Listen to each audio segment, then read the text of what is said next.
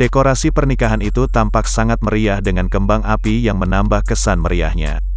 Namun, acara pernikahan itu pada akhirnya membuat panik para tamu dan mempelai lantaran kebakaran yang terjadi setelahnya. Di atas panggung itu terlihat ada beberapa kembang api yang menyala untuk memeriahkan acara pernikahan yang digelar di gedung megah itu.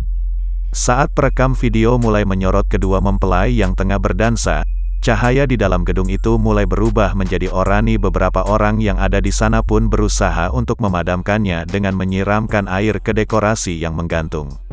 Orang-orang yang hadir dalam pernikahan itu belum sepenuhnya keluar dari gedung, mereka masih memandangi api yang terus menjalar. Perekam video lalu merekam dekorasi yang menggantung di atas percikan kembang api. Dekorasi itu sudah terbakar dan api menjadi besar. Tak hanya melahap dekorasi yang berada di atas panggung kembang api juga melahap dekorasi-dekorasi lain yang berada di atas meja para tamu undangan.